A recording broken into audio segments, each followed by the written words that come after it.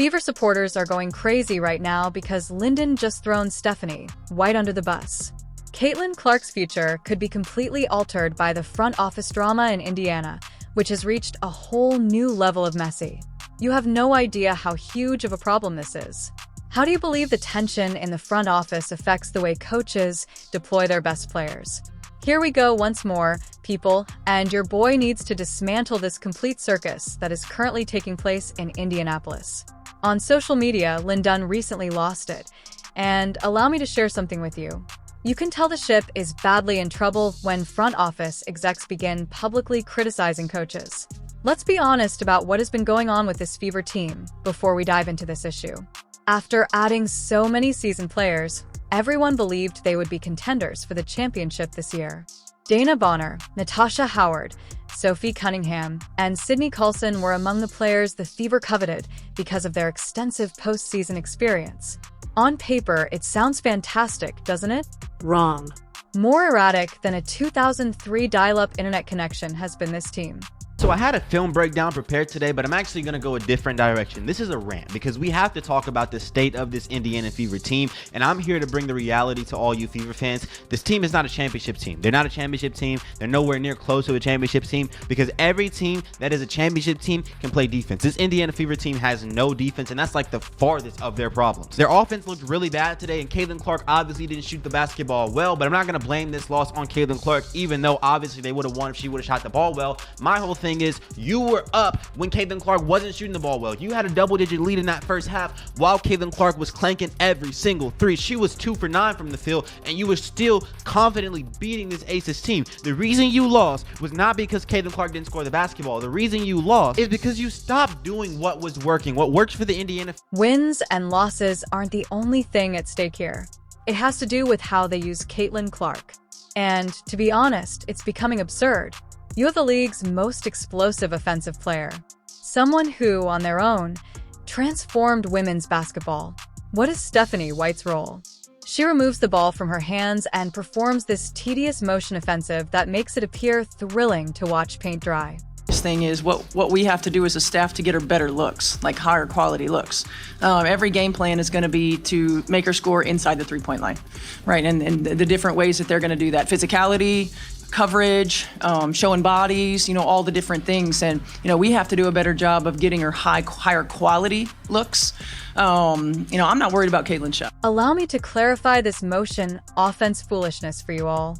In essence, the technique involves everyone standing about and passing the ball back and forth until someone, ideally, opens up. When your nephew's middle school team is at a loss for what to do, they resort to this type of offense. Running a motion offense with someone like Caitlin Clark on your squad is problematic because it's like purchasing a Ferrari and only using it in the church parking lot. Real big fan of what she's already been able to accomplish in the spotlight. Tremendous spotlight. And I also think that she's going to adjust to the pros better than people think she is. Everybody wondered if Aliyah Boston would, and look what she did. Aliyah had good strength when she came in. She came from an outstanding program. She was smart. She was great work ethic, and Clark has all of that too. When you watch Clark, you think, how does she hit those threes from the logo? How does she make those great passes? She's physically strong. She's got great strength in her legs, in her core, and in her hands. And so I'm expecting her to have an impact on the WNBA. Do you recall Clark's actions at Iowa? She was the main decision maker and the driving force behind her read and react defense. She contributed 54 of the Fever's points and assists in their most recent victory over the Liberty. That is what occurs when you don't force the lady to follow a predetermined method and instead let her to do what she does best. This is when things get very hot, though. Linn Dunn reportedly decided she had had enough and moved to a senior advisor position, which sounds like corporate jargon for, "We're pushing you aside but don't want you to go." She wrote on social media that you can't expect athletes to perform skills they haven't practiced. No, that may seem like common coaching advice, but if you look closely, it's pretty obvious that she's criticizing Stephanie White's management of this club. This post's timeliness is what makes it so clear. This followed yet another lackluster performance in which Caitlin Clark appeared upset trying to make something happen in a system that didn't suit her skill set. The offense appeared lost, and players were hanging around unsure of what to do. Seeing someone attempt to squeeze a square peg into a round hole is similar to that. Something will break eventually, and because the fans aren't holding back, let's discuss what they have to say. A fan asked directly why Katie Lou Samuelson received $180,000. The fans are turning against Stephanie White, another person remarked. These aren't just bystanders. These are the fans that have supported this team through years of mediocrity by purchasing tickets and attending every game. It's a bigger red flag than the one they raise at NASCAR races when they start interrogating the coach this early in the season. This was all predicted, which is annoying. Months ago, some of us called this precise circumstance. We predicted that it would be disastrous to take Caitlin Clark and make her commit a motion infraction. We stated that the most imaginative and dynamic basketball player should not be reduced to a mere cog in machine. However, this is the part of the problem that truly irritates me. Perhaps Stephanie White should be more worried about the offense she's running than the referees, considering she was penalized for criticizing officiating. Are you curious about the true cause of this team's problems? The officials are not to blame. The reason for this is that they are squandering a generational talent's peak years in order to demonstrate their superior intelligence. Since the numbers don't lie, let's examine them. When Clark is on the court, Indiana's offensive rating is 107.5. When she is not, it is 82.2 in 20 minutes. That is a difference of 25 points. What does that tell you? It indicates that Caitlin Clark is the team's leader. And everything collapses when you remove her from the picture or lessen her influence. The goal of the motion offensive is to elicit player emotions and movement. However, it actually results in misunderstandings and lost chances. Why would you want to take away Clark's ability to see the court and make passes that other players can't even dream of? Telling Steph Curry that he can just shoot from the free throw line is akin to having him on your team. And let's not even discuss the idea of taking the ball out of Caitlin's hands. This isn't a novice who has to pick up the game. This person broke scoring records, made women's basketball appointment television, and guided Iowa to consecutive national championship games. What isn't broken can't be fixed. However, it seems that Stephanie White was not informed of that. The worst part of it all is that Linn Dunn is aware of what championship basketball looks like. When the Fever won the championship in 2012, she was a member of the coaching staff. She is aware of the requirements for creating a successful culture. You'd best pay attention when someone with that level of experience begins to doubt what's going on. The fact that other clubs are figuring out how to make the most of their star players makes this even more annoying. Take a look at what New York did with Sabrina or what Las Vegas did with AIA Wilson. Instead of building their systems around their top players, they do the opposite. They know that when you have exceptional talent, you should make the most of it. You don't downplay it. Before the season began, the Fever had a lot of ambitious plans. Before Indiana's first game, Clark told reporters that she expected them to try to win a championship. But if you're not even making the most of your finest player, how are you going to win a championship? It's similar to trying to win the Indy 500 while speeding. Speaking of titles, let's discuss the implications for the future. There has never been more competition in the WNBA. The Liberty appears to be in control. The Aces are never safe. Additionally, clubs like Connecticut and Las Vegas are adept at winning. The Fever must start playing to their strengths rather than being cautious if they hope to compete with those teams. Some teams may find success with the motion offense, but this isn't one of them. A once-in-a-generation player who can alter the course of a game with a single pass or shot is the foundation of this club. You don't try to fit that type of player into your system. Your system is constructed around them. The timing of all this controversy is really troubling. Recently, Stephanie White left the team to take care of personal issues. I won't speculate on someone's private life since personal matters are personal matters. However, it's not exactly a prescription for success when your front office openly questions your tactics while your coach is juggling personal matters. Better than this is what the fans deserve. They have witnessed years of this franchise's identity struggle, years of rebuilding, and years of disappointment. At last, they have a player who has the power to transform everything and restore their relevance. and the group is committed to overanalyzing that rather than accepting it. This goes beyond basketball strategy. It has to do with organizational philosophy.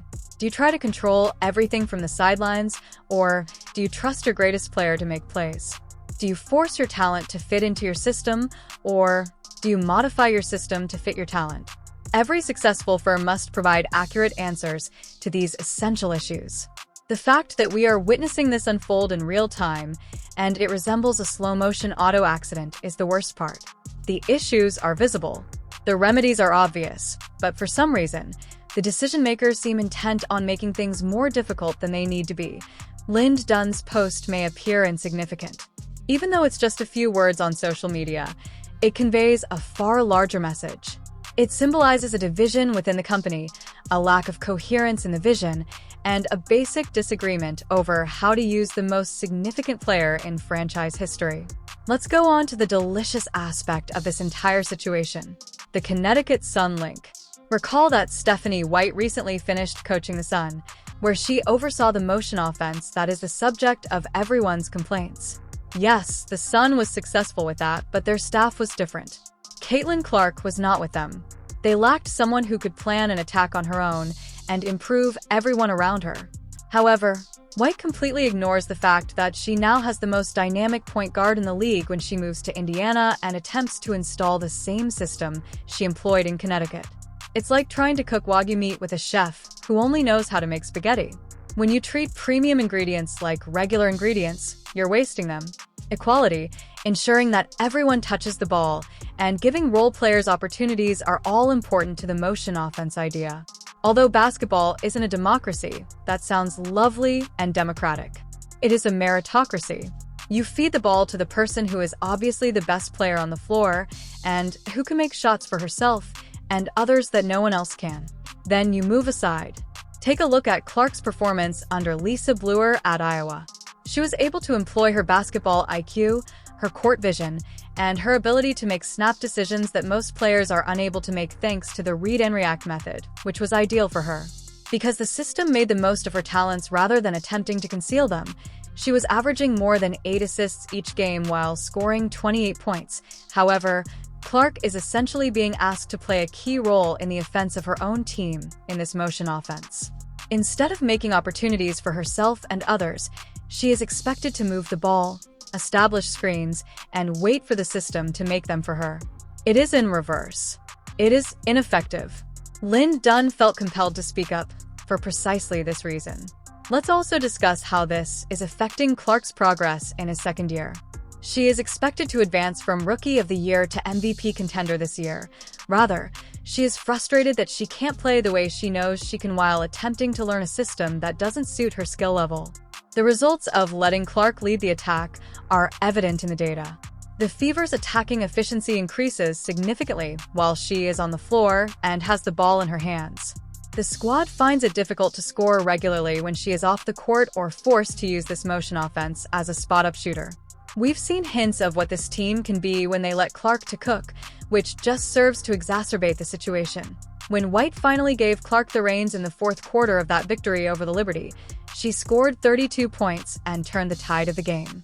When you allow elite talent be elite instead of attempting to cram a square peg into a round hole, that's what occurs. This problem is further complicated by the Dana Bonner incident. Bonner's absence from the team for personal reasons is completely reasonable and deserving of respect.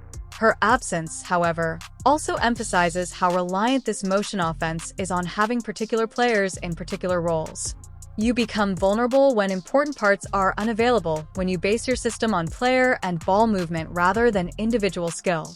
Contrast that with a system that makes use of Clark's advantages.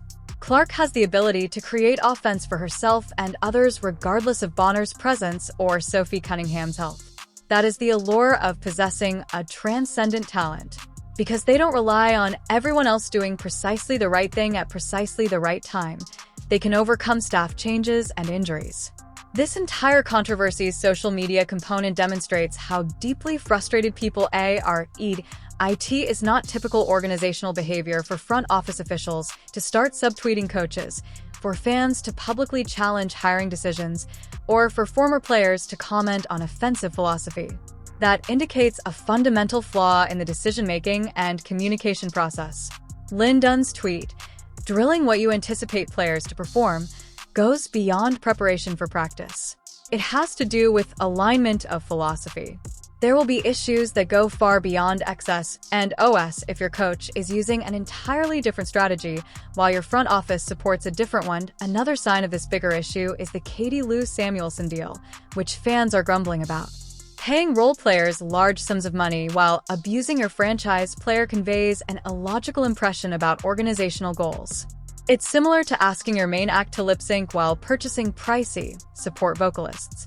This offensive system's poor design was further demonstrated by the timing of Clark's injury earlier this season. The team's offensive rating fell to 82.2 during those 5 games without her. That's more than just Clark's skill as a player.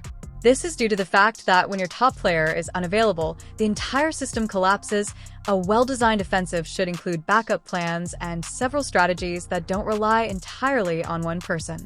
However, there is no such flexibility in this motion offense. Everyone must be in the correct location at the right time, making the appropriate passes and reads. Nobody else has the basketball IQ to successfully manage such a complicated system, so when Clark gets in there to coordinate everything, the whole thing falls apart. What comes next is the question at hand. Does Stephanie White swallow her ego and modify her strategy to make greater use of Clark's advantages? Does the front office step in and make modifications to ensure their franchise player is being used properly? Or do we keep going down this path of organizational instability as one of the world's top players is squandered in an ineffective system? Because other teams are observing, let me tell you, notes are being taken by other coaches. There are many organizations that would welcome the opportunity to try if the Fever are unable to maximize Caitlin Clark's abilities. Although Clark's contract predicament won't be a problem for some time, organizational dysfunction can lead to issues that go well beyond the basketball floor. Respect is at the center of this. Respect for the game itself, for exceptional talent, and for what makes players unique. You don't try to make a generational talent like Caitlin Clark mundane. You embrace her unique qualities and center everything around making the most of them. This Linn Dunn predicament is only the start. I promise that if nothing changes quickly, things will get much messier before they get better. The choices the Fever make in the coming weeks will determine whether they take advantage of this fantastic opportunity or, in the end, create something truly unique around the most significant player in the team's history. To be honest, I'm here for all the mayhem as this front office drama is just getting started. Before they waste Caitlin Clark's golden years, the Fever needs to find a swift solution. What are your thoughts? Should Stephanie White modify her approach or remain unwavering? Please share your opinions below. For more WNBA drama, hit the like button and subscribe.